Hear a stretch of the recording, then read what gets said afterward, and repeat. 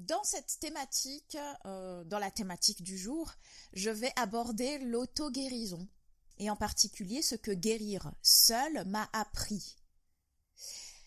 Le fait de guérir seul, et puis je vais expliquer bien sûr par la suite ce que cela signifie, tout le parcours et les implications, ce que guérir seul m'a ouvert des portes de compréhension du fonctionnement humain que l'on peut attribuer à l'ensemble, entre guillemets, de l'humanité.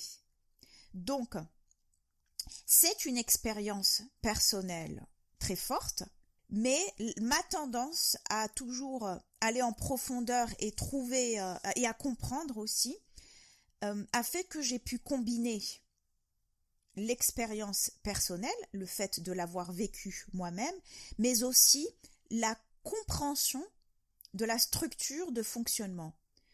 Qu'est-ce qui a fait que, pourquoi, comment, et voici ce que j'en retire.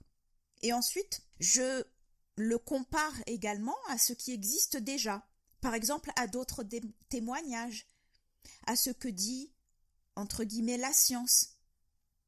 Et quand je dis science, c'est tout type de science, à ce que tels travaux disent, et ainsi de suite. Et j'en retire par la suite une tendance commune, donc il y a des points communs, on dit tous la même chose, et cela veut dire que cela peut se rapprocher à une certaine, cela peut se rapprocher d'une certaine vérité ou d'un certain fonctionnement humain. Voici comment fonctionne l'être humain et ce dont il a besoin. Et c'est comme ça que l'on peut conclure à travers de vraies connaissances, donc par l'expérience mais aussi par l'étude, que l'être humain est capable, que le corps humain est capable de se guérir seul. Mais toute cette connaissance est cachée, n'est pas divulguée, n'est pas transmise, surtout pas, messieurs, dames. On ne va pas transmettre le fait que les individus, les êtres humains ont ce pouvoir d'auto-guérison. Que feraient les lobbies pharmaceutiques? Donc, j'en parlerai aussi au cours de cette vidéo, de cet audio. C'est que ce n'est pas parce que c'est que ce pouvoir d'auto-guérison est présent dans chaque être humain, dans chaque animal, enfin dans chaque entité vivante. Cela fait partie de notre programme génétique. Cela fait partie de nous. Sauf que un certain système vous fait croire, vous dépossède de ce pouvoir. Et ce pouvoir peut être retrouvé, mais avec certaines conditions. Il y a un travail à effectuer. Il y a une sorte de peut-être même protocole à suivre. Il y a des exercices à effectuer. Et ainsi de suite. Il y a un environnement favorable à mettre en place. Cela ne vient pas tout de suite. Ce n'est pas parce qu'on a un potentiel que du jour au lendemain, cela vient. Si on met en place tout un environnement qui va à l'encontre de ce pouvoir et que l'on se comporte de sorte à étouffer ce pouvoir, à le détruire, même à le désactiver, à l'anéantir, il ne faut pas s'étonner qu'il ne s'active jamais, qu'il ne se présente jamais. Il y a un potentiel, il y a une capacité, et ensuite, il y a l'environnement favorable pour que cette capacité, ce potentiel puisse s'exprimer. C'est simple, c'est très simple, et en même temps complexe dans ce système, puisque ce système ne favorise pas cet environnement. Alors, comme lorsque j'aborde chaque thématique, je vais expliquer le pourquoi du comment. Le contexte général. Pourquoi est-ce que je choisis cela? Premièrement, c'est nécessaire. Deuxièmement, je pense avoir eu assez de recul pour pouvoir transmettre ces apprentissages-là, et puis c'est le but de cette chaîne, c'est le but de presque tout ce que j'entreprends, et de participer, de contribuer à une amélioration de la condition humaine en général, tout en continuant à apprendre, tout en continuant à expérimenter, tout en continuant à s'expandre. Alors, et à se transformer, puisque la compréhension, les transformations sont une partie inhérente de l'existence, qu'on le veuille ou non, qu'on y résiste ou non. Bon, bref, mise en contexte. J'aborde l'auto-guérison. Je ne parle pas de soulagement, je parle bien de guérison. Ce sont deux choses différentes que je vais spécifier aussi au sein de cet audio. Il y a de nombreuses années, donc durant l'adolescence, ça a commencé au début de l'adolescence. En fait, il y avait, comme toute transformation, ça n'a pas été facile. Il y a eu beaucoup de choses brutales et violentes qui se sont manifestées, avec pas du tout d'accompagnement, aucune guidance, pas de soutien. Et il fallait se débrouiller avec ce que l'on vivait intérieurement. Je pense que c'est l'expérience d'une grande majorité des êtres humains sur Terre, notamment dans certaines familles, mais aussi dans certaines cultures. Dans d'autres cultures, on est un peu plus accompagné, d'où le fait que les crises, par exemple, d'adolescence n'existent pas, ou les crises de la quarantaine, ou peu importe le nom qu'on donne à ces crises pour les légitimer, ces crises n'existent pas dans certaines cultures. Pourquoi ? Parce qu'elles sont accompagnées, parce que les étapes de vie, en fait, sont accompagnées. Il y a des initiations à chaque changement d'étape de vie qui n'existent pas forcément dans ces cultures-là modernes. Voilà. Donc, durant le constat que j'avais, je vous fais un bref mise en contexte, une brève mise en contexte. Ce que j'ai vécu, c'était ces sensations, ces douleurs et cette souffrance psychologique, sans savoir réellement d'où ça venait. En fait, c'est ça le pire. Il pouvait y avoir des raisons. C'est vrai que je voulais trouver des raisons à cela, et il pouvait y en avoir de nombreuses. Par exemple, un certain contexte familial, un contexte social, bref, on peut toujours trouver des excuses extérieures ou des responsabilités extérieures. On peut tout mettre sur le dos d'eux. Je dirais que l'environnement extérieur ou les contextes ou les circonstances extérieures peuvent être des éléments déclencheurs, certes, mais ce n'est absolument pas les raisons premières pour lesquelles certaines souffrances psychiques se manifestent. Ce sont des éléments déclencheurs, ce sont des circonstances, comme leur nom l'indique, qui vont favoriser une certaine orientation.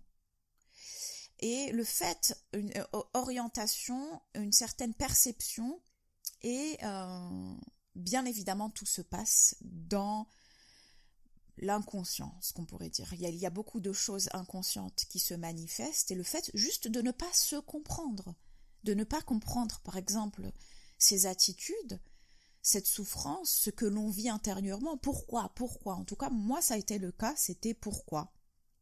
Et puisque le mental veut trouver des réponses en permanence, le mental ne supporte pas la non-réponse. Il ne supporte pas ça, il n'est pas conçu pour ça. Il faut toujours le fameux CQFD. Il faut toujours clôturer. C'est comme si il était programmé pour résoudre des problématiques. Ce qui est un outil très puissant et bénéfique, on en a besoin, sauf qu'on ne l'applique pas au bon endroit. On ne doit pas l'appliquer à ce niveau-là. On l'applique pour résoudre des choses techniques de la vie, des choix, des décisions, mais on ne doit pas l'appliquer à un niveau qui est beaucoup plus profond, qui est de l'ordre de l'inconscient, qui est de l'ordre de l'affect, qui est de l'ordre des émotions, qui est de l'ordre des sentiments, qui est de l'ordre de l'imperceptible et qui n'est pas de l'ordre du rationnel. Donc voilà, par rapport à ce constat-là, je ressentais une sorte de colère permanente. Je ne sais pas pourquoi, tout le monde m'énervait, je pense que certains diraient que c'est le propre des adolescents. Je dirais que non. Je dirais que c'est... Non, mais je ne vais pas m'attarder sur le sujet. Une sensation d'être emprisonné, une sensation d'être contrôlé. Ça, c'est au niveau psychique. Ça, c'est aussi énormément manifesté au niveau physique, puisque j'avais des blessures permanentes, des douleurs aussi. Des blessures qui étaient aussi accentuées par le sport, qui ne guérissaient pas. Donc il y avait des douleurs aussi physiques qui n'étaient pas visibles sur les examens, les fameux examens radio et compagnie. J'en ai fait énormément. Les kinés, enfin toute la sphère médicale et paramédicale, kiné, ostéo, médecin du sport et compagnie, tout ça, je suis passée par toutes ces phases-là sans résultat. Sans résultat, et surtout avec un dénigrement de la sphère médicale. Soit un dénigrement, soit une méconnaissance et une forme d'impuissance. Donc, à partir de tout cela, je vais aborder le processus par lequel je suis passée de guérison. Donc voilà, vous avez le contexte de départ. Le problème, c'est que tous les symptômes que je viens de décrire, donc les douleurs physiques, les souffrances psychologiques, ont perduré un certain temps. Ce n'était pas juste l'adolescence et hop, on passe à autre chose. Non, elles ont perduré un certain temps et elles se sont de plus en plus accentuées du fait que non seulement je ne voulais pas les voir, et deuxièmement, je mettais tout entre les mains de la blouse blanche. Je ne comprenais pas, je ne savais pas comment faire. Et j'étais impuissante, ignorante, non guidée. Je ne savais rien, je ne me comprenais pas, que ce soit physiquement ou psychologiquement. Donc même si physiquement, la volonté de compréhension, elle passait par le matérialisme. Donc j'étudiais l'anatomie, je disais ah oui ben voilà c'est ça, j'ai mal ici, donc ça c'est un tendon, donc ça veut dire que c'est une inflammation, et puis ensuite je vais chercher dans l'ouvrage médical le syndrome qui correspondrait à toutes ces symptômes et en retirer le nom de la pathologie. Ouais, j'ai trouvé le nom de la pathologie, super, et alors très bien, on met un nom sur, ça ne veut pas dire qu'on guérit, et une fois qu'on met en place tout le système, on se rend compte qu'au fait non, c'était pas ce nom-là, c'était un autre, et puis le médecin te dit fièrement, j'ai trouvé ce que vous avez, c'est ça, c'est le syndrome de la bandelette, le syndrome de ceci, le trouble de cela. C'est comme si on était content de mettre un mot, parce qu'il y a un premier soulagement, mais après, je fais quoi? Oui, nous avons un protocole thérapeutique par rapport à ce syndrome-là. Oui, au fait, ce protocole ne fonctionne pas. Donc, il y a double déception. Et voilà tout ce qui se passait. Tout ce qui se passait pendant les premières, je dirais, les premières parties de la vingtaine, Donc ça a quand même pas mal duré, des dizaines d'années. Les 10 premières années, ça a été assez atroce. Et le fait est que ça ne se voyait pas. Ça ne se voyait pas. Parce que j'avais la capacité de souffrir seule, dans mon coin. J'avais la capacité de pouvoir continuer à agir dans le monde. Puisque mon tempérament est d'une grande curiosité, d'un grand intérêt, j'ai beaucoup de centres d'intérêt, je voulais faire plein de choses, découvrir plein de choses, j'avais beaucoup de choses, donc je trouvais toujours le moyen d'agir dans le monde sans me lamenter sur mon sort. C'est comme si ces douleurs-là étaient intériorisées et que j'avais la force nécessaire pour pouvoir me supporter et tout de même continuer à vivre, à fonctionner, à vivre dans ce monde, à être entre guillemets forte, à affronter les obstacles et ainsi de suite. Donc ça ne se voyait pas, je ne me suis jamais plainte. Je voulais en fait surtout comprendre et trouver la solution. Donc je mettais toute cette énergie-là dans cette volonté de comprendre et trouver la solution. Sauf que je la mettais pas au bon endroit. Je la mettais vers l'extérieur. Vers, par exemple, la compréhension anatomique et physiologique d'un corps. Vers une blouse blanche. Vers tout sauf l'essentiel.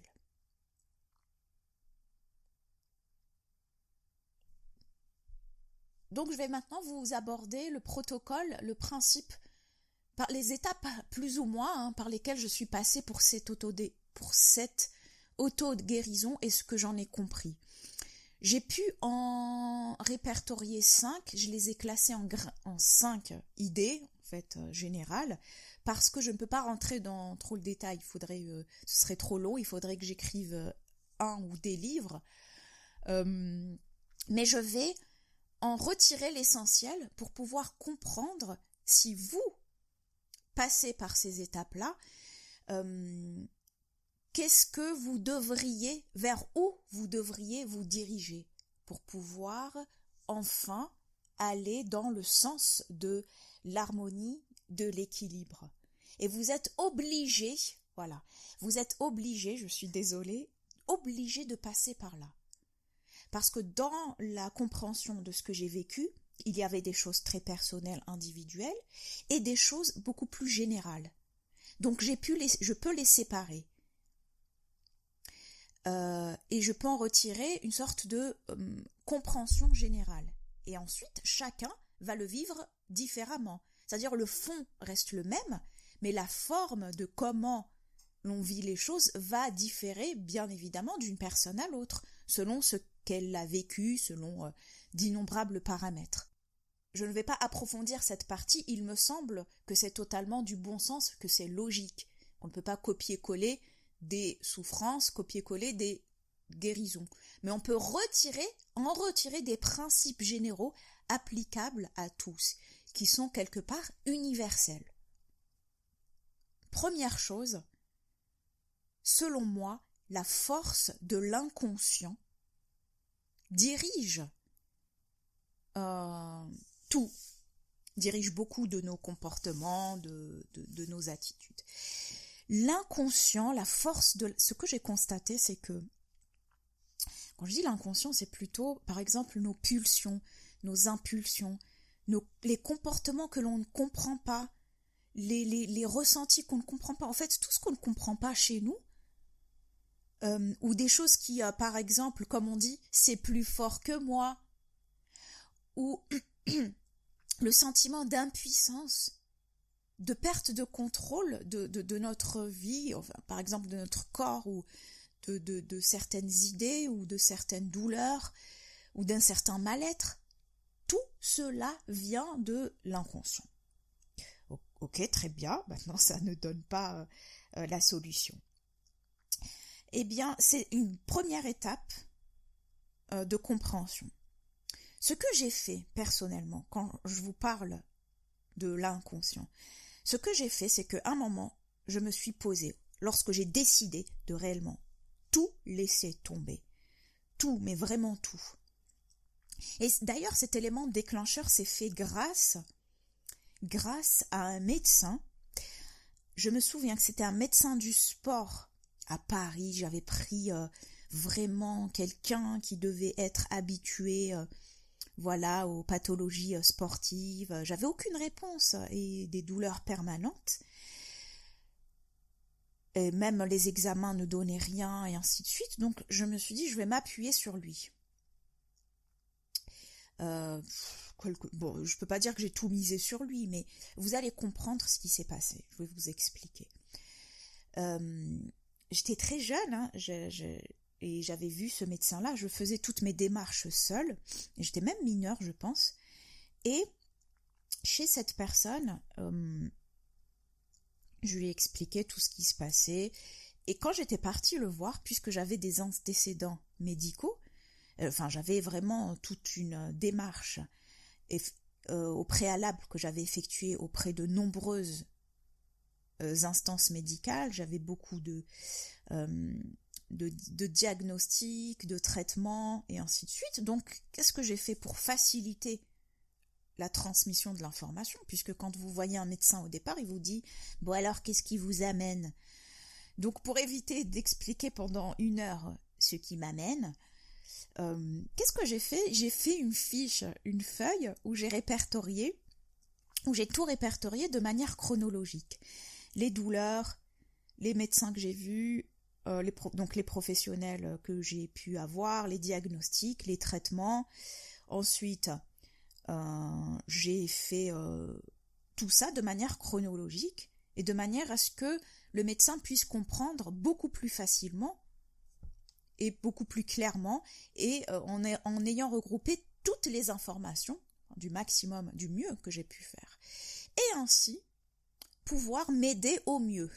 Le fait de transmettre toutes ces informations de manière claire et précise devrait orienter le médecin vers, entre guillemets, un diagnostic plus juste. Ce médecin-là, qu'est-ce qu'il me dit ? Et c'était un médecin qui suivait l'équipe de France de hand, ou je ne sais quoi. Je me suis dit, waouh, lui, il a dû avoir déjà mon cas. Il doit savoir. Il a l'expérience. Il me dit, bon, mademoiselle, sachez que déjà, faut pas rêver. Vous n'allez jamais pouvoir recourir. Parce que je crois que j'avais dit oui, voilà, j'aimerais reprendre en fait le sport et surtout tout simplement courir, puisqu'à l'époque j'aimais beaucoup la course et pour moi c'est très douloureux psychologiquement de ne pas pouvoir recourir, sachant que je pouvais même pas marcher. Donc justement lui me disait non mais faut pas rêver, faut vous mettre bien en tête que vous allez plus jamais reprendre la compétition, courir. Là, notre but, c'est juste que de vous soulager dans le quotidien. Hein. Mais faut pas rêver, hein, vous n'allez pas reprendre la compétition. Hein. D'accord ? Donc, ce médecin-là vous dit ça à un jeune de 17 ans. Hein. Je me souviens, j'avais 17 ans. Très bien. Donc, vous voyez à quel point le manque viscéral je peux même pas dire d'humanisme, mais je sais pas quel mot je pourrais trouver à cette attitude irresponsable, mais je dis bien irresponsable, d'une figure d'autorité face à une personne souffrante qui vous place comme étant un potentiel entre guillemets sauveur, un potentiel espoir. Et donc c'est une double peine. Si c'était une personne lambda qui disait ça, on s'en ficherait. Mais monsieur, exempt de toute... j'ai pas envie d'employer les mots empathie, humanisme, altruisme, compassion, rien. Il n'y a rien, il n'y a rien. Et un être humain normal, on n'a pas besoin d'être médecin, saurait que ce n'est pas quelque chose à dire. Ce n'est pas quelque chose à dire. Il y a des choses, tu peux transmettre exactement la même information, mais de la mettre sous une certaine forme et surtout avec une certaine compassion par rapport à l'être humain que vous avez en face. Premièrement, donc c'était ça. Et deuxièmement, quand il a vu toute la fiche, enfin le document que je lui ai ramené, avec les examens précédents et ainsi de suite, il m'a aussi affirmé que, au fait, vous avez un problème psychologique, en fait, c'est pas... Il n'y a rien, vous avez rien, en fait, physiquement, c'est juste... c'est psychologique, quoi. Ce qui pouvait être compris, c'est en fait, en gros, tes douleurs n'existent pas, elles sont dans ta tête. Donc voilà, ça a été un gros choc, premier choc. Au fait, sur le coup, bien évidemment, un choc très perturbant. Bien sûr, avec le recul, je sais que ce choc, heureusement que j'avais une certaine force, d'ailleurs je ne sais même pas, si je sais d'où je l'ai puisé, pour pouvoir surmonter cela toute seule, hein, à 17 ans. C'est-à-dire qu'au départ, qu'est-ce qui s'est passé? C'est que je l'avais cru. Je l'avais cru. Je l'ai cru quand il a dit que je ne pourrais plus jamais rien faire ça, que j'avais des problèmes psychologiques, c'est dans ma tête. Mais pourtant, je savais que c'était faux au fond. Les douleurs existent vraiment. Mais en fait, lui, ce qui voulait, derrière cela, il y a une certaine vérité. C'est qu'effectivement, c'était quelque part psychologique, mais pas dans le sens, donc pédagogiquement, il était nul, hein, mais pas dans le sens commun, pas dans le sens t'es folle, tu crois que t'as mal, alors tu as mal. C'était pas dans ce sens-là. C'était vraiment autre chose. Et d'ailleurs, ça fait partie des choses que j'ai comprises et que je vais vous exposer ici, d'où le fait que je parle de l'inconscient, donc de processus psychologiques qui se trament en nous et qui s'expriment aussi à travers des déséquilibres physiques. Voilà, ça a été un premier élément déclencheur. Au départ, je l'ai cru et donc ça a été très difficile pendant les premiers jours. Et grâce à lui, je ne sais pas si c'était... je crois pas que ça soit de la fierté. Je pense que c'était un déclic. C'était un déclic. Comme à la base, je suis une personne autonome, indépendante et à vouloir faire seule. J'ai cette tendance-là un peu naturelle. Ce déclic-là m'a permis de me dire « Hé, en fait, prends-toi en charge. Toi-même. Ne compte plus sur Pierre-Paul Jacques pour te croire, pour compatir, pour t'aider. Non, tu es seul. Tu es seul et tu t'en sortiras seul. » Donc ce déclic-là, il est arrivé un peu plus tard en fait. Je pense qu'il s'est fait au fur et à mesure. Ce déclic-là de se dire, mais au fait, ils sont nuls. Tous nuls. Ce que je disais, ils sont tous nuls. Nullissimes. Je vais m'en sortir seul. J'ai pas besoin de vous. Au fait, je pensais que vous étiez au-dessus de la masse. Voilà, d'où la croyance, voilà, de la blouse blanche. Vous savez, le principe de l'autorité, le principe de la blouse blanche. Donc, on octroie son propre pouvoir à des entités d'autorité, à des entités que l'on croit être supérieures dans le système, parce que dans la logique voudrait qu'ils soient plus compétents dans ce domaine-là. Ce qui paraît logique, sinon ils n'auraient pas eu accès à ce statut d'autorité. Point. Bref, j'ai compris d'innombrables choses à côté de ça, mais j'ai surtout compris à quel point il fallait que j'entame quelque chose seule. Je ne savais pas du tout par où commencer, je ne savais rien, j'étais toute seule, j'en parlais à personne. même pas la famille, bon, ils savaient plus ou moins, mais j'étais seule. J'étais seule sans être seule. Vous allez comprendre pourquoi.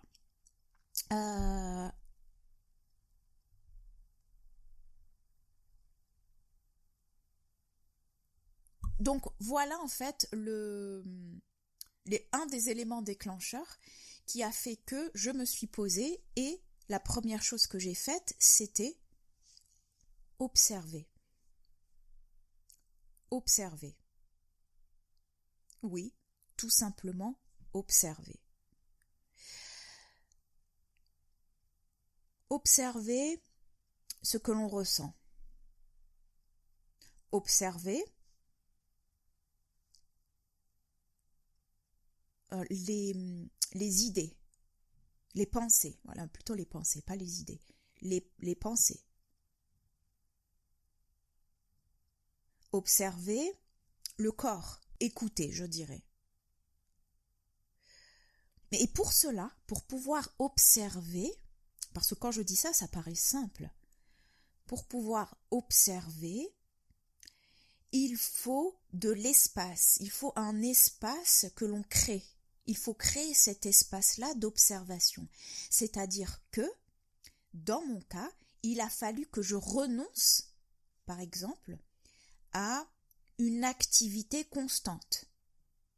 Il fallait que je renonce à agir dans ce monde d'une certaine manière, agir pour agir, parce que j'ai envie de faire ceci, j'ai envie de faire ça, j'ai envie de faire cela, et ceci, et cela. Il faut avoir cette capacité de faire un pas en arrière. Oui, j'ai cet objectif à atteindre, j'ai ceci, je veux apprendre cela. Non, tu arrêtes maintenant, tu arrêtes d'aller avancer dans le vide, parce que les bases là, elles ne sont pas fortes. Et les bases, les fondamentaux sont faibles, sont fragiles. Il faut faire marche arrière pour pouvoir restructurer les bases, les fondamentaux. Et pour ceux qui ne sont pas dans cette démarche-là, pour ceux qui ont plus une énergie de l'action, c'est très difficile. C'est très difficile, c'est un nouveau terrain, puisque au départ, l'orientation est vers l'avant, du centre vers l'extérieur. Alors que là, on tourne cette énergie-là à 180 degrés. C'est-à-dire qu'on va vers nous. On n'est plus vers l'extérieur.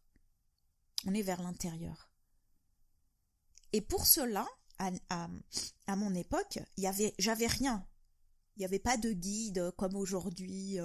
Aujourd'hui, tu as accès à toute l'information, à toutes les informations, les méthodes, les thérapies, les ceci, les cela, trucs de développement personnel ou impersonnel, ou comment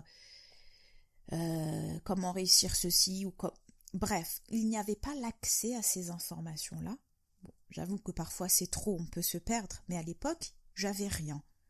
Donc, comment s'observer? J'ai dû le faire par tâtonnement. Par tâtonnement. Et j'ai compris intuitivement, instinctivement, parce que je me suis laissé cette chance de pouvoir avoir accès à moi, à ce qu'on pourrait appeler cet inconscient, en tout cas du moins l'effleurer au départ. Lorsque je ressentais quelque chose ou lorsqu'une pensée arrivait, hop, je l'observais. Je n'étais pas sa marionnette. Voilà, c'est bien cela dont il s'agit. Je n'étais pas sa marionnette en rentrant dans un cercle de cela, dans une réaction ou dans une souffrance, et puis de dire oui, je pourrai jamais profiter de ma jeunesse, j'ai plein d'énergie, je veux découvrir plein de choses. J'étais très dans le mouvement, dans l'activité physique, c'est quelque chose dont j'avais besoin, dont j'ai toujours besoin dans une certaine mesure. Et le fait d'être handicapée à ce niveau-là, cette énergie ne pouvait plus couler comme elle coulait avant, comme elle pouvait être compensée avant.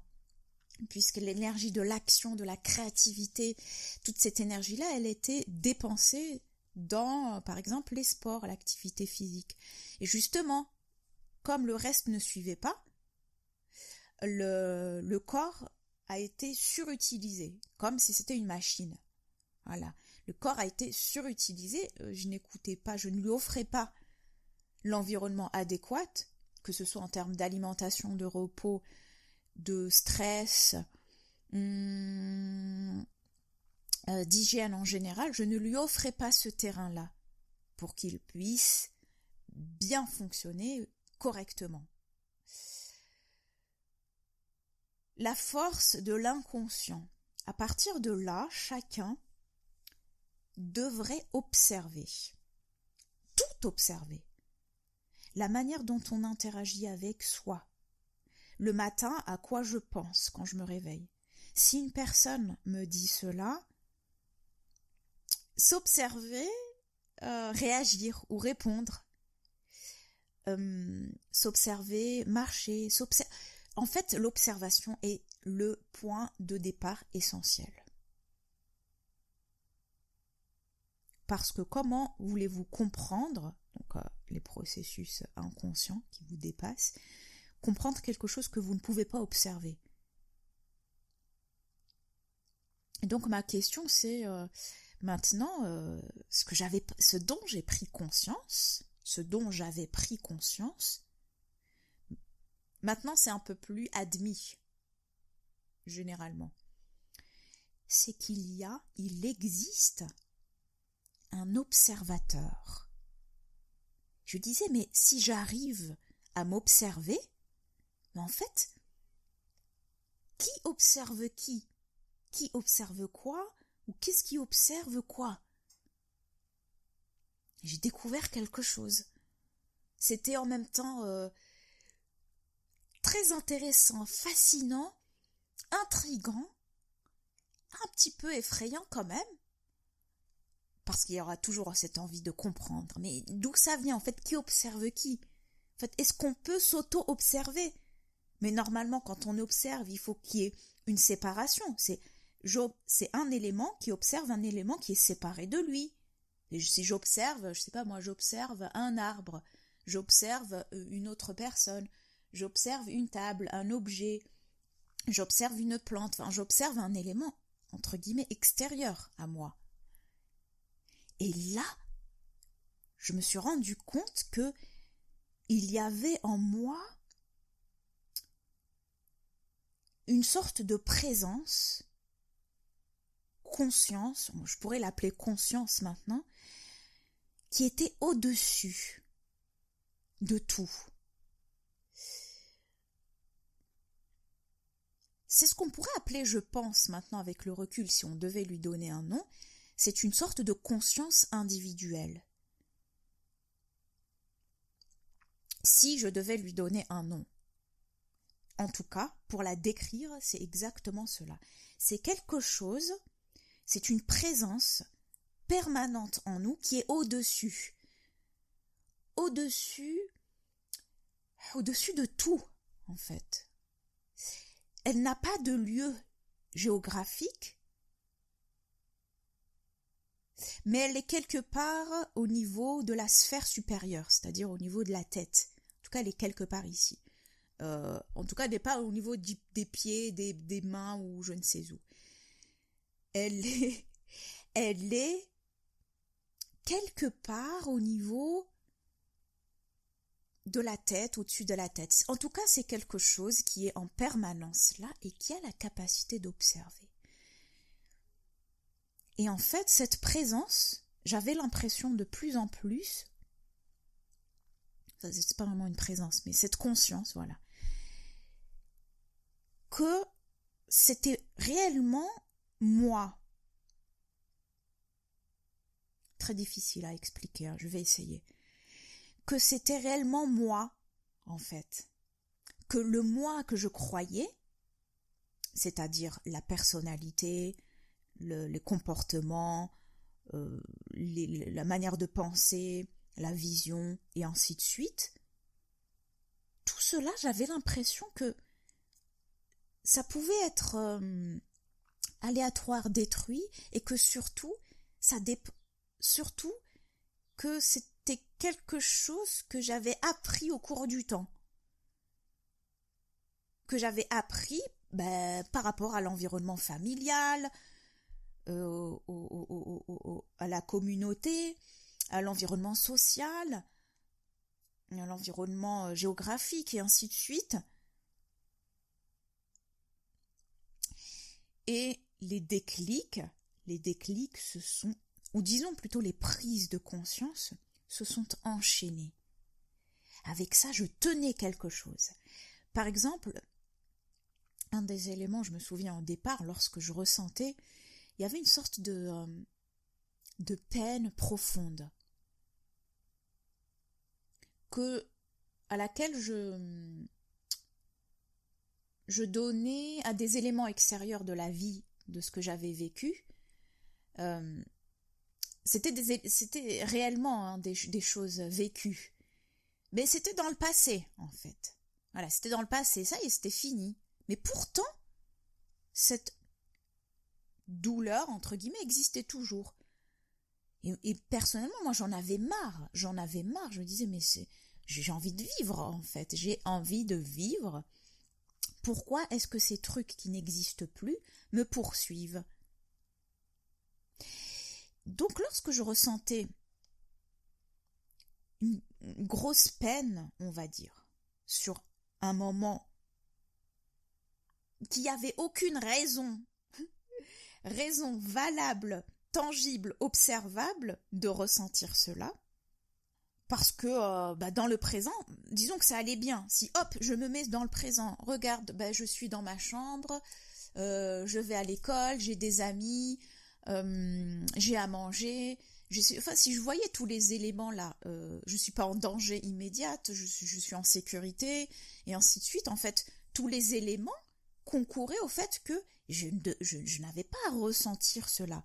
Ce n'était pas compréhensible. Donc, avec l'observation, dès lors que je ressentais cela, hop, qu'est-ce que je faisais?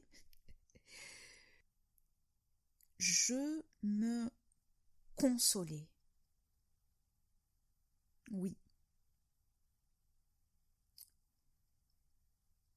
En temps normal, avant en fait d'avoir découvert en fait cette conscience, cette observation, avant cela, qu'est-ce que j'aurais fait? J'aurais été dure. J'aurais dit non, tu dois pas ressentir ça, tu dois être forte, hein, tu es faible, allez, avance, tu dois rien ressentir, tu dois être un robot. Il y avait une certaine dureté derrière, incompréhension et surtout une vision d'autrui. Que non, tu dois pas accepter ce que tu ressens. Tu dois aller de l'avant et donc renforcer encore plus ce mal-être-là et se détacher encore plus de ces ressentis. Et là, ce que je faisais, c'était vraiment tout le contraire. Tout le contraire.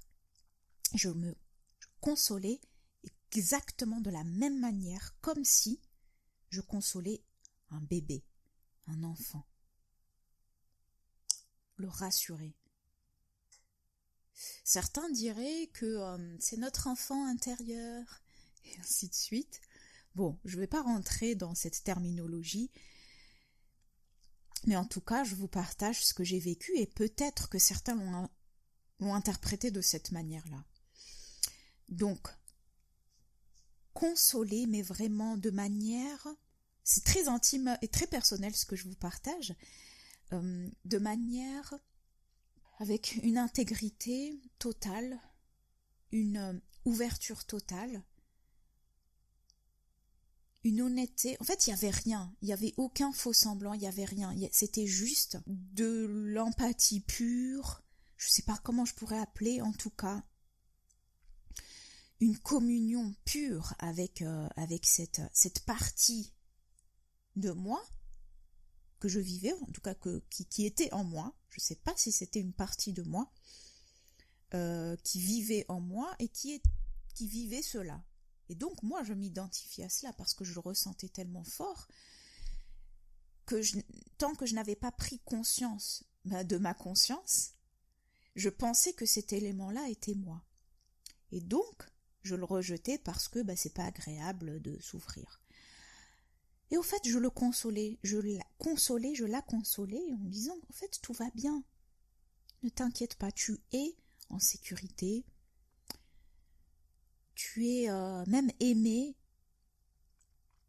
Tu es, je ne me souviens plus de ce que je disais exactement, mais c'était pas des mots. C'était plus une volonté d'envelopper, un peu comme un bébé qui pleure. Et en fait, là, le seul moyen, ça sert à rien de lui dire des choses.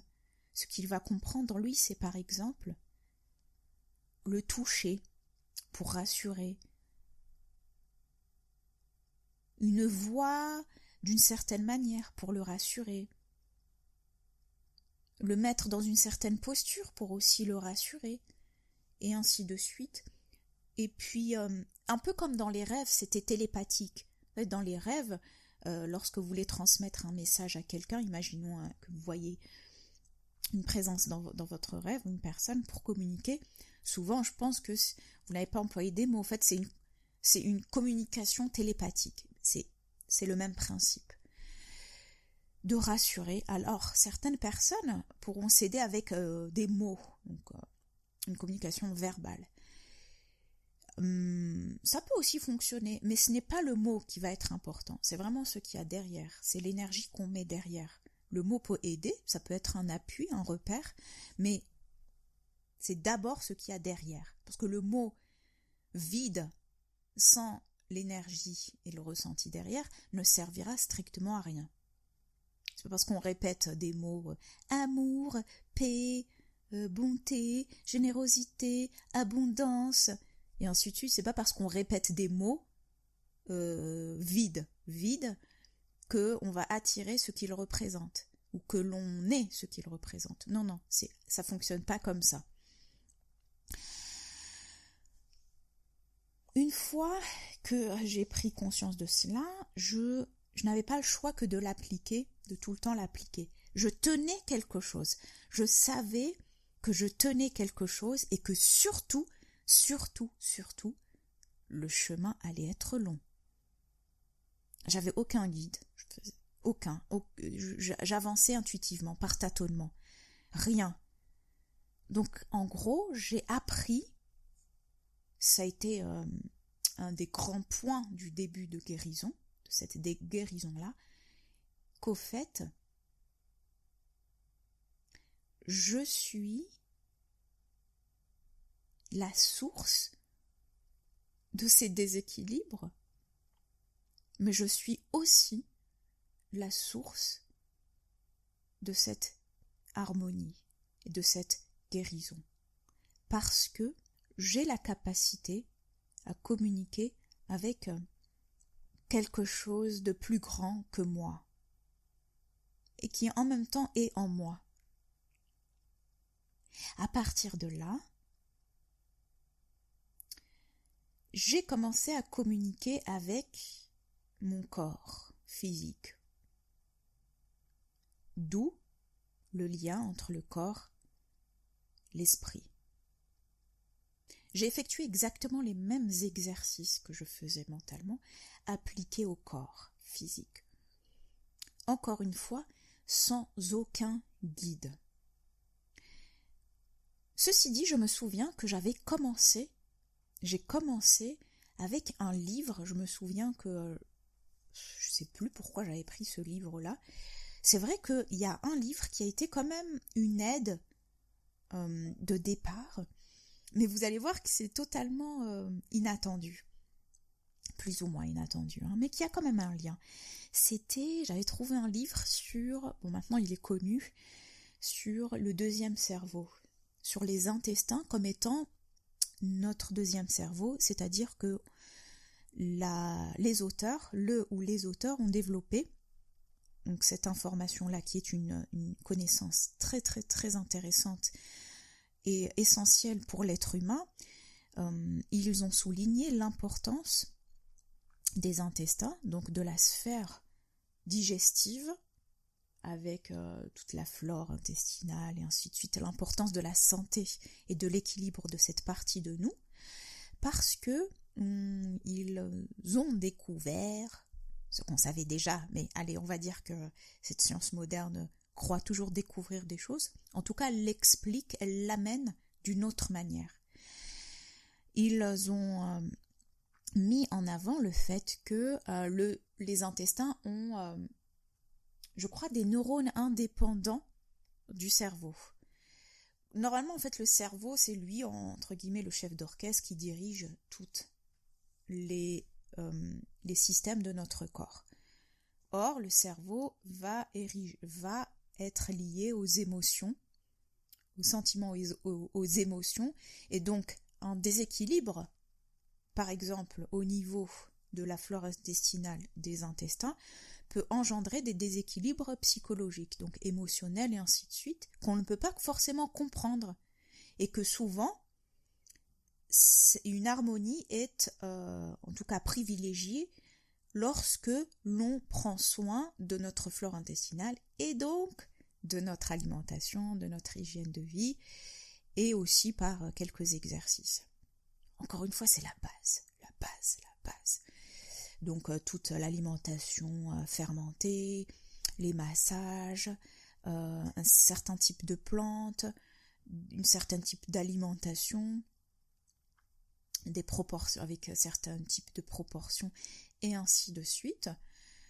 Et ça a été une grande découverte pour moi. Donc qu'est-ce que je faisais par rapport au fait que je communiquais? Donc déjà je communiquais avec moi-même.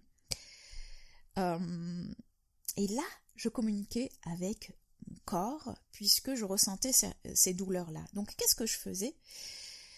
C'est que j'avais mis en place des exercices quotidiens. Au début, c'était vraiment quotidien, et c'était essentiel quand on démarre quelque chose, en fait, de mettre en place une bonne base.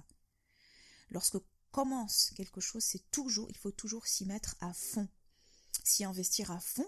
Une fois qu'on a atteint en quelque sorte un premier palier, une bonne base, qu'une bonne base a été intégrée, là on peut bâtir dessus autre chose.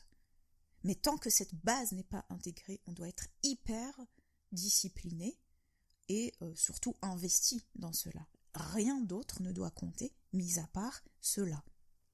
Pour moi, ça a été quand même assez délicat, étant donné que j'avais tendance à m'éparpiller ou à donner beaucoup d'énergie à droite à gauche de par l'envie d'entreprendre des choses, la curiosité, enfin les apprentissages, la vie quoi, d'une jeune.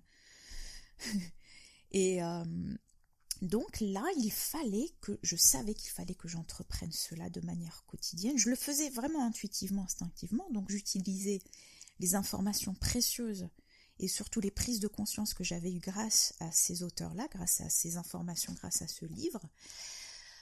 Et je communiquais régulièrement avec ce corps, avec ces cellules, puisque les cellules, chacune de nos milliards de cellules, sont en fait des entités intelligentes.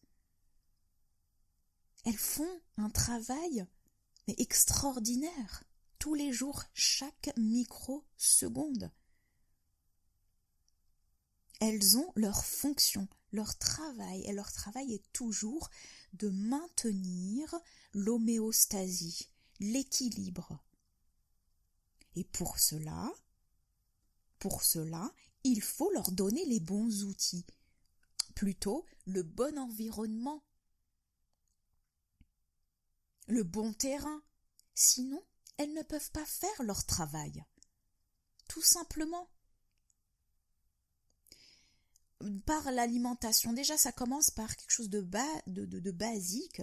Si on leur fournit les mauvais éléments, elles vont se débattre. Elles vont être surchargées de déchets.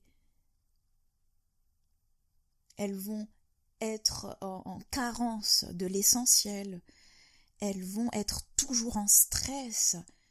Elles vont être surmenées. Elles ne pourront tout simplement pas faire leur travail et ça va impacter peut-être leurs voisines parce qu'elles communiquent entre elles. Donc ça va impacter tout un système qui pourrait impacter tout le corps. Qu'est-ce que je faisais à ce moment-là? je les encourageais. Donc j'avais des exercices spécifiques qui prenaient beaucoup de temps, donc de massage, d'observation, on pourrait dire aussi de méditation, donc en étant dans un état plutôt méditatif, je pouvais focaliser mon attention sur la communication avec chacune des parties du corps, chacune des cellules des parties du corps, et je les encourageais, je les orientais et je renforçais ce qu'elles étaient déjà, ce qu'elles sont à la base. Donc, je les encourageais, c'est un peu ma nature de pouvoir, oui, allez, tu vas y arriver, tu en es capable, bien sûr, si tu as besoin de quoi que ce soit, je t'ai donné ceci, tu pourras utiliser cela, et ainsi de suite. Donc je les encourageais et je les rassurais. Voilà, par rapport au fait, bon, pourquoi je dis ça, parce que vu que j'avais certaines douleurs à certains niveaux des corps, j'allais spécifiquement à cet endroit-là et je communiquais avec ces cellules-là. Je leur disais ce dont elles étaient capables, et que leur état naturel était un état d'harmonie, et ainsi de suite, et que je suis là pour elles, je crois en elles, et que elles sont capables d'arriver à cet état-là, et ainsi de suite. Donc j'allais à chaque partie du corps pour pouvoir fluidifier une certaine énergie, réénergiser quelque part, rassurer. Qu'est-ce que ces exercices m'ont appris? Tout simplement l'état méditatif. L'état méditatif, au départ, on s'appuie énormément sur le corps. Un des exercices les plus simples au départ, c'est le souffle. En fait, le fait de porter son attention sur une partie de notre corps, essayez, et vous verrez que ce n'est pas aussi simple, puisque lorsqu'on ne s'exerce pas, les pensées divaguent. En fait, on est emporté par des pensées nombreuses, diverses et variées. Je ne sais pas, j'ai pas de chiffres, et ça m'intéresse pas, mais je sais qu'il y a d'innombrables X millions, milliers de pensées par seconde. Et le but d'un état méditatif, de conscience, d'un état méditatif, certains diraient d'un état de présence, ce qui est aussi juste. La première étape, c'est souvent de passer par le corps, parce que c'est le plus simple. Donc le fait de focaliser son attention sur son souffle, sur son inspiration-expiration, en fait, on se dirige vers le présent, on se dirige vers un état naturel chez l'homme. Alors que souvent nous vivons dans notre tête, puisque c'est l'élément qui a été le plus surdéveloppé dans nos sociétés et dans notre système éducatif général. On privilégie plus le mental que la conscience, par exemple, l'état de conscience de la présence. Or, l'outil extraordinaire qui est notre cerveau, quelque part, il peut se retourner contre nous. Il doit être utilisé pour certaines choses, pour exécuter, tout simplement, mais pas pour être, ou pour trouver des réponses profondes, ou pour vivre, tout simplement, pour ressentir. Non, non. Donc, par rapport à cela, ça a été un élément de départ. Voici l'étape par lesquelles, en tout cas au début, je suis passée. Ça pourrait, bien sûr, j'ai fait ça dans le secret absolu, toute seule, parce qu'en parler dans l'environnement dans lequel j'étais, c'était impossible. Premièrement, on te décrédibilisera. Deuxièmement, on te prendra pour une pas folle, mais un peu perchée, aux idées farfelues, et puis voilà, elle s'amuse, quoi. Enfin, comme j'ai tendance à avoir beaucoup d'imagination, enfin j'avais tendance à avoir beaucoup d'imagination, un peu de créativité, et ainsi de suite. Bon, on va mettre ça dessus, on va dire, bon, elle s'amuse, mais bon, elle était quand même assez grande, hein, là, t'as passé l'âge, hein, d'avoir ce genre de choses. Et puis, ça ne me ressemblait pas. Quelqu'un d'hyper rationnel, vindicatif, assertif, et quelque part dur aussi. Qui maintenant s'adoucit, et puis qui va dans une direction totalement irrationnelle. Non, c'était pas possible. C'était pas possible d'en parler. Franchement, c'était impossible d'en parler. Et voilà. Donc, toutes ces expériences-là ont été vécues seules. C'est quand je dis seule, mais on était quand même... j'ai fait connaissance de beaucoup d'êtres extraordinaires. Et finalement, on n'est jamais vraiment seul. Lorsqu'on arrive à se connecter à cette vie qu'il y a en nous, le terme solitude porte une toute autre connotation, dimension. Donc en fait, comme je vous ai dit, il y avait un enchaînement de prises de conscience. Une autre prise de conscience sur laquelle j'ai aussi travaillé, ça a été l'ignorance viscérale de soi, la méconnaissance de soi. Quand je dis soi, je prends toutes les dimensions du soi, de la plus matérielle tangible, à savoir le corps humain, à la plus subtile, donc la conscience. Toutes ces connaissances ont été perdues au fur et à mesure du temps.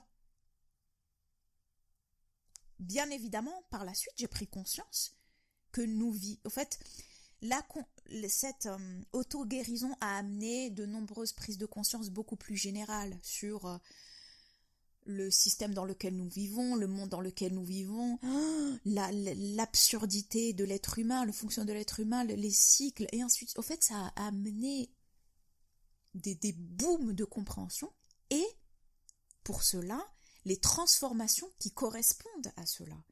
Parce que je ne pouvais pas avoir accès à cette auto-guérison si je ne m'étais pas moi-même transformée dans une certaine mesure. J'aurais pu continuer à chercher un soulagement, des soulagements, ou abandonner, me dire que c'est trop dur, que c'est n'importe quoi, que de toute façon ça ne marchera pas, ou d'essayer de tricher avec moi-même pour ne pas aller au bout des choses. Parce que je peux vous dire que c'est un long processus. C'est relatif. En tout cas, pour moi, ça a été un long processus. Et surtout, un processus sur lequel on ne doit jamais, jamais se détacher. Parce que finalement, c'est comme cela que l'on devrait vivre. C'est pas juste auto-guérison, hop, quand je finis, j'arrête tout et je reprends mes anciennes habitudes. Ben non, ça n'aurait aucun sens.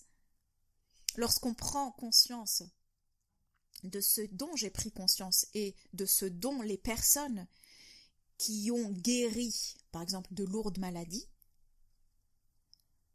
elles ne peuvent jamais revenir en arrière.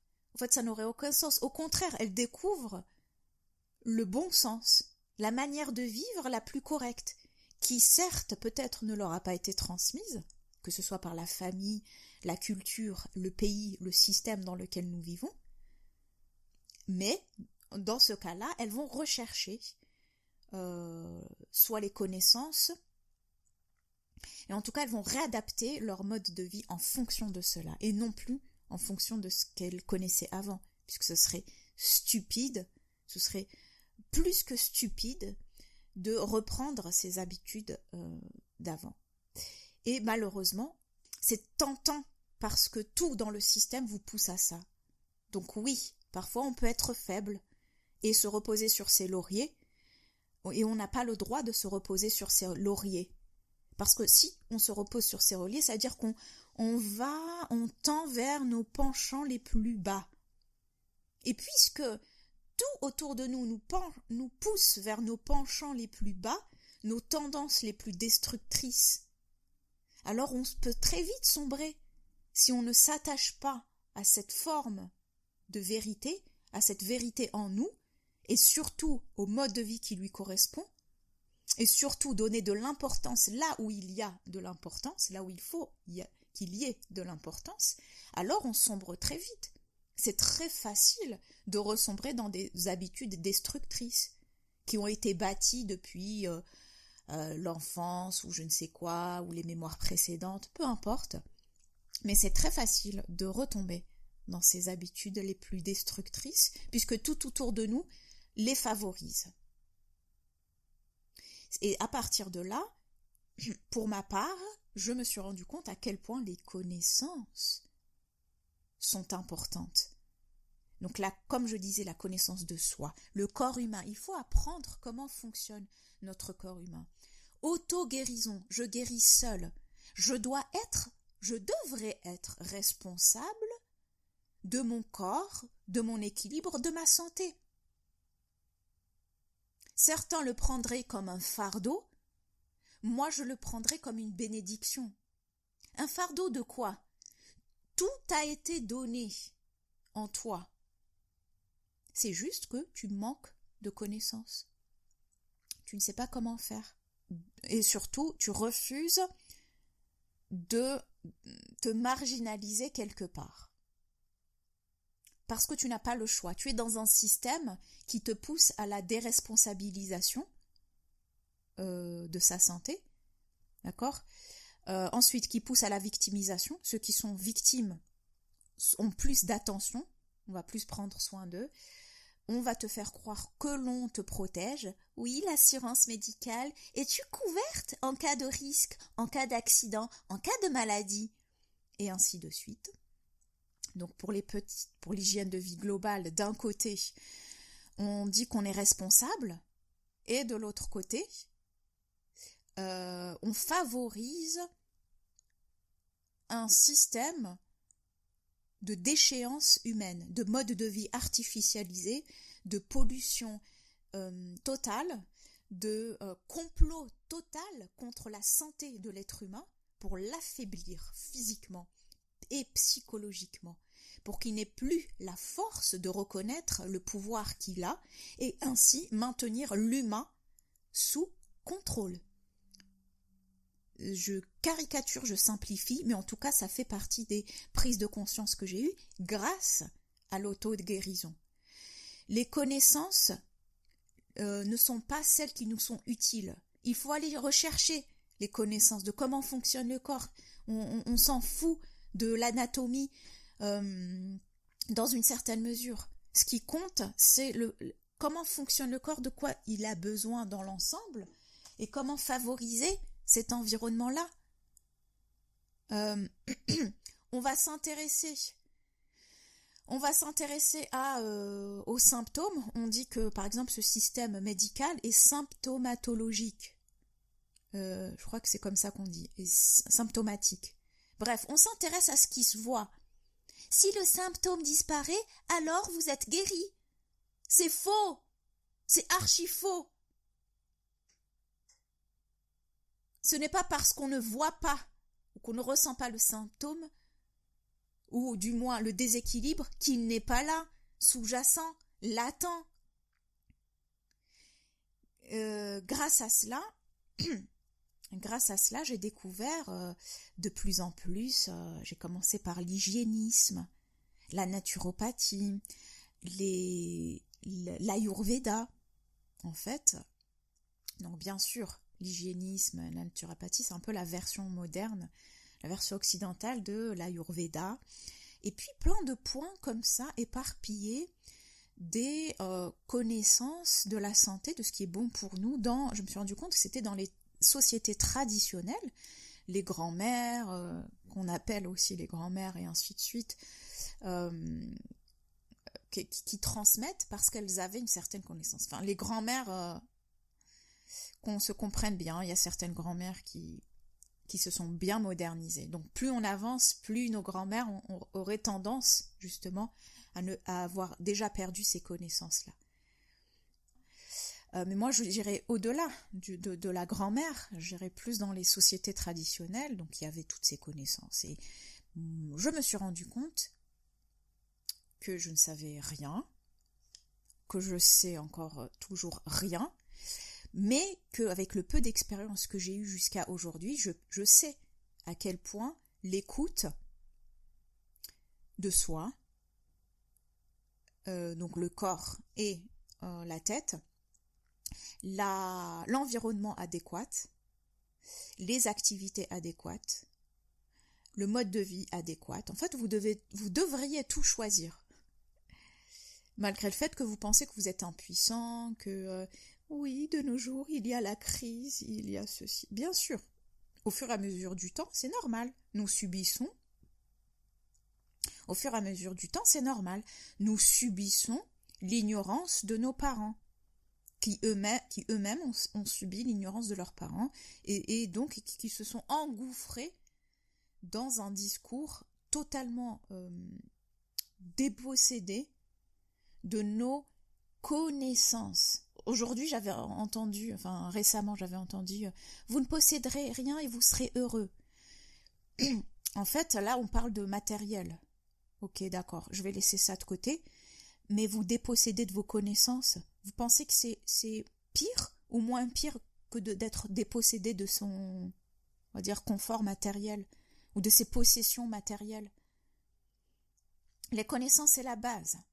Si, imaginons, votre maison se détruit, si votre récolte est détruite par un certain climat, je sais pas moi, il y a eu une catastrophe climatique ou il y a eu je ne sais quoi qui a fait que votre maison s'est effondrée, qu'est-ce qui va faire que vous allez pouvoir la reconstruire? Certains vont dire l'argent. Si j'ai l'argent, je peux recruter des gens qui vont le construire. Très bien. Derrière l'argent, parce que l'argent, je dirais que ça va et ça vient. Je suis d'accord. Après, c'est aussi à condition de trouver des personnes qui le fassent. Bon, vous me direz, dans certains endroits, vous trouverez toujours des personnes. Ok, d'accord. Mais maintenant, si on parle en termes de connaissances, si vous avez les connaissances, vous-même, encore plus si vous avez les connaissances et l'argent, et les moyens, disais matériels, pas l'argent, et les moyens matériels, vous pouvez reconstruire. Mais quel que soit, si vous faites faillite, enfin il y a certains qui font faillite, je sais pas moi, en entreprise, il y a certaines personnes qui perdent et ainsi de suite, on peut toujours reconstruire grâce aux ressources internes et aux connaissances internes. Beaucoup plus facilement. Donc on a moins peur de ces pertes-là. Mais par contre, lorsqu'on vous dépossède de certaines connaissances fondamentales, c'est ce qui fait que le colonialisme détruisait les connaissances, les croyances, des cultures dans lesquelles ils arrivaient. Mais oui, c'est le nerf total du contrôle. C'est vous déposséder de la connaissance de vous-même. Et ça commence par le corps, des choses de base. De quoi j'ai besoin? Alors aujourd'hui, on peut refonctionner par tâtonnement. C'est toujours mieux que rien. Il n'y a pas une règle en général, parce que pareil, dans ce domaine-là, tout redevient une religion. Oui, j'ai découvert le secret absolu, en Ayurveda, il faut ceci, en naturopathie, il faut cela, il ne faut pas manger de viande, il faut manger ceci, il faut manger cela. Après, ça redevient des religions. Et moi, j'invite chacun à expérimenter et à retâtonner jusqu'à trouver son équilibre personnel. Parfois, cet équilibre va correspondre à d'autres personnes, à d'autres groupes, à un principe ou à des règles générales, mais parfois non. Donc il y a certes plusieurs règles en fonction d'énormément de paramètres, mais par contre il y a toujours des principes sous-jacents qui sont presque, je dirais, presque universels. Donc ce que m'a appris l'auto-guérison, Donc une des choses encore, des prises de conscience que j'ai eues grâce à cette auto-guérison, c'est d'aller vers la connaissance. La connaissance de soi, par tâtonnement, je dirais, et la connaissance via les expériences d'autrui qui ont structuré ces enseignements-là. Pour ma part, ça a été l'étude, d'ailleurs j'ai même exercé dans ce domaine-là, pour vous dire à tel point je suis allée en profondeur et que ça a été des éléments déclencheurs pour moi et que je me disais qu'il fallait absolument que tout le monde connaisse ça. C'est comme cela qu'on doit vivre. Donc pour ma part, ça a été cela, ça a été d'aller vers la compréhension de l'hygiène de vie, des besoins, de l'optimalité, enfin aussi de la compréhension des fonctionnements énergétiques, que nous ne sommes pas des bouts de chair avec symptômes et compagnie, qu'il y a autre chose en nous, que nous fonctionnons autrement, d'où donc les systèmes énergétiques. On va plus parler en système énergétique, on parle d'énergie vitale. Donc dans différents enseignements, ça porte différents noms. Le prana, le chi, l'énergie vitale, encore en français, qui est la source même de notre énergie. Et après, elle se décline en différents types d'énergie. Et donc, pour avoir connaissance de cette énergie vitale, la maintenir à son optimum, il y a un mode de vie à avoir, il y a une hygiène de vie correspondante qui ne correspond pas du tout à un monde artificiel. Et même si on est dans ce monde artificiel-là, on peut toujours trouver dans notre quotidien, inclure des éléments qui vont favoriser cela. L'idéal, bien sûr, c'est de ne pas du tout faire partie de ce système artificiel, mais tout le monde ne peut ou ne veut se prêter à ce mode de vie. Très bien. Dans ce cas, même dans ce monde artificiel, par rapport aux contraintes de chacun, on peut y inclure petit à petit des éléments qui vont structurer notre quotidien, qui vont amener à certaines habitudes, qui vont y intégrer des modes de fonctionnement, quelque part qui vont atténuer le pouvoir destructeur de ce système-là sur notre santé.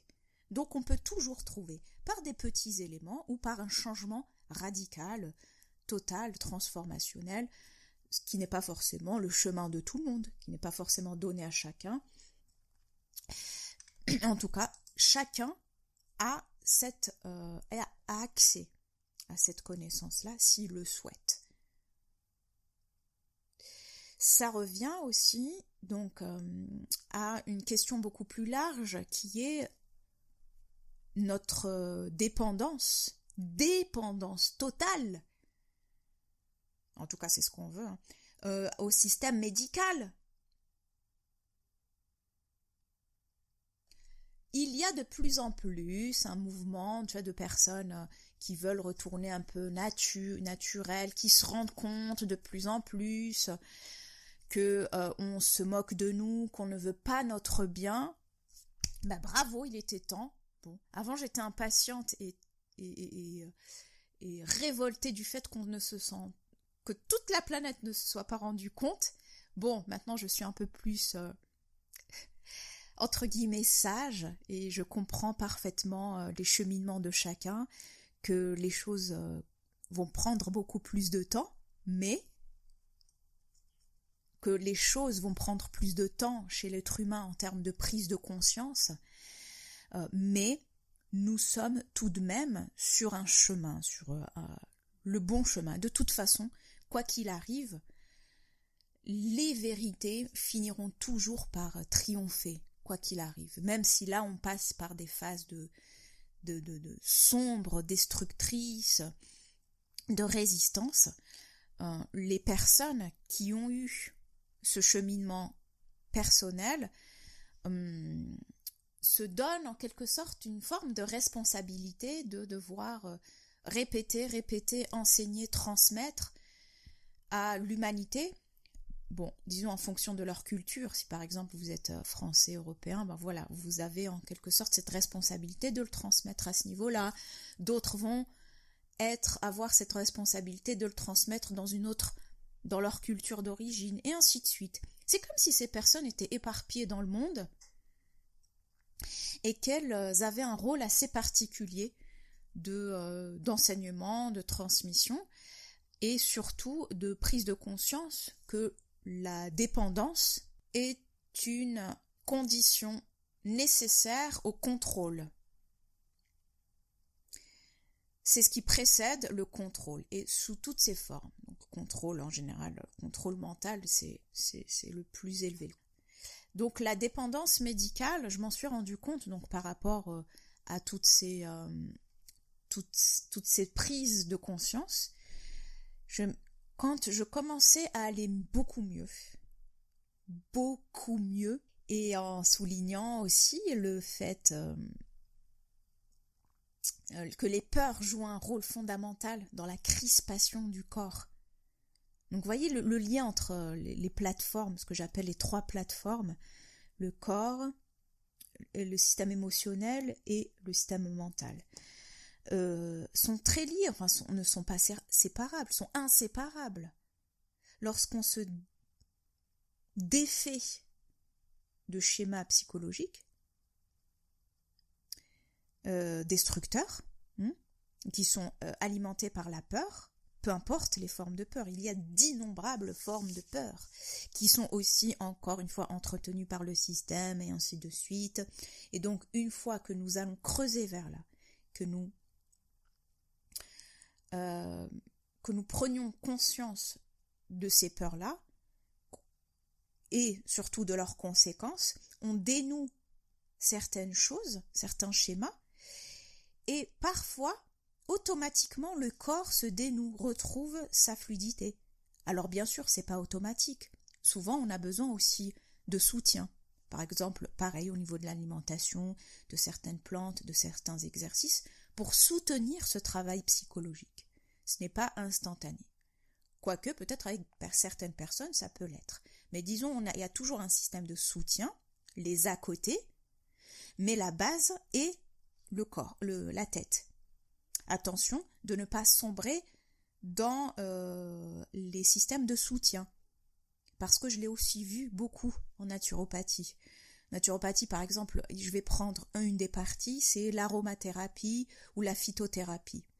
On va penser que, en utilisant telles huiles essentielles, antidépression, relaxantes, et puis telle plante quotidiennement, et ainsi de suite, et puis tel nutriments qui vont appuyer, qui vont activer la production de telles hormones, et ainsi de suite, ça va favoriser un certain bien-être. Oui et non. Oui, parce que cela soutient, comme je le disais au départ, mais non, parce que si vous comptez uniquement sur ça et que vous omettez ou que vous négligiez, que vous minimisez l'aspect psychologique, alors ça ne fonctionnera pas et vous rentrerez dans le même cercle de dépendance que le système médical. Sauf que c'est avec des huiles essentielles ou des plantes ou des nutriments, des vitamines X, Y, Z.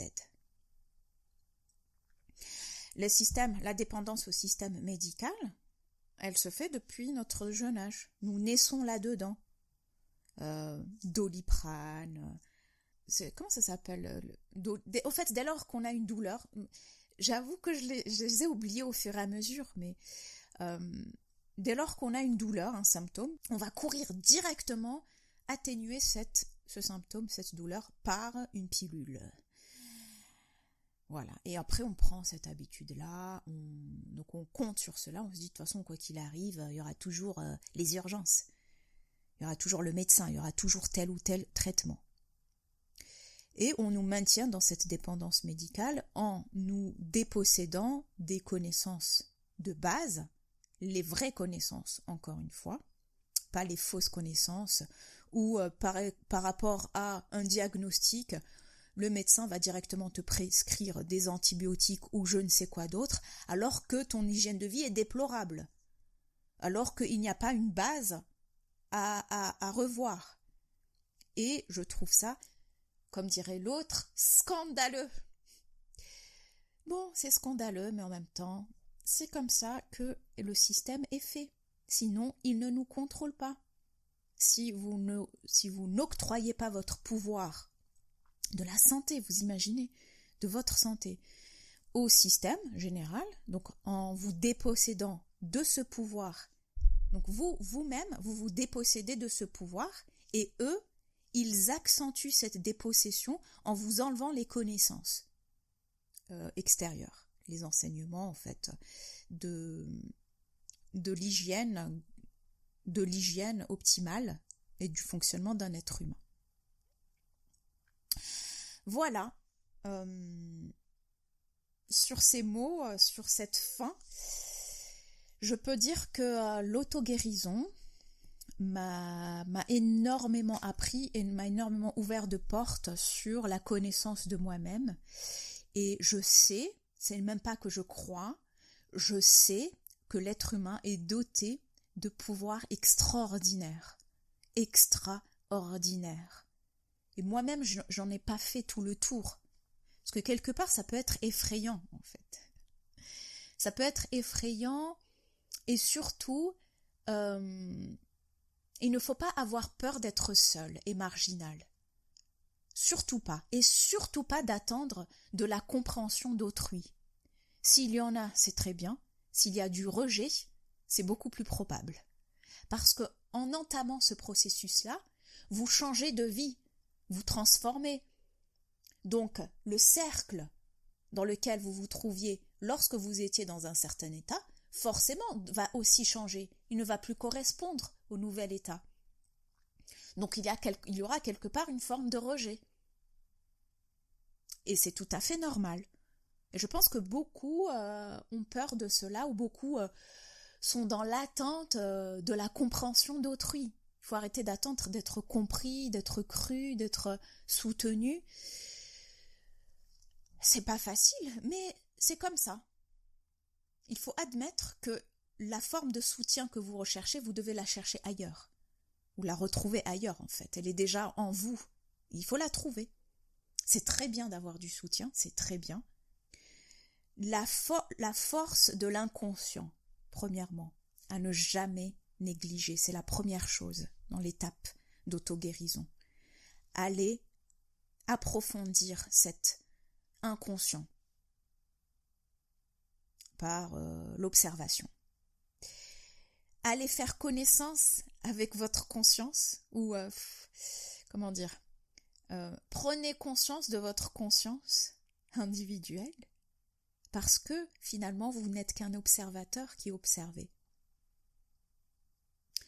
De là, écoutez votre corps, même si c'est un mot que beaucoup emploient en général et que eux-mêmes n'appliquent pas sur eux, mais l'écoute du corps par certains exercices de manière disciplinée. Écouter, ce n'est pas, j'ai envie de dire, juger. Écouter, observer, c'est aussi écouter. Et voyez le lien entre les trois plateformes, le corps, l'émotion, la pensée.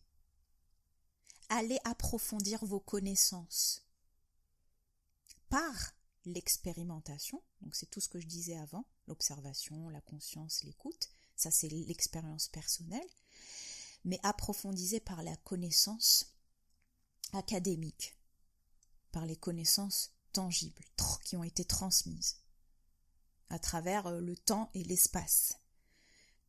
Peu importe le domaine que vous suivez, ça peut être les connaissances on va dire plutôt occidentales, je peux comprendre, c'est tout ce qui est hygiénisme, naturopathie. Mais vous pouvez aussi être attiré par d'autres traditions, d'autres enseignements pour le bien vivre, pour le mode de vie optimal, dans d'autres cultures aussi. Et prenez conscience de votre dépendance médicale. C'est la dépendance médicale qui souvent, dans tous les domaines, dépendance physique et psychologique, c'est la dépendance médicale qui empêche l'auto-guérison. Ça va de soi, parce que auto-guérison, c'est la guérison seule, donc forcément vous n'allez pas dépendre d'un système, et en plus qui ne vous veut pas forcément du bien. Les gros points par lesquels je suis passée et qui m'ont énormément appris durant ces étapes, durant ce processus d'auto-guérison-là, les prises de conscience que j'ai eues et ce que m'a appris guérir seul.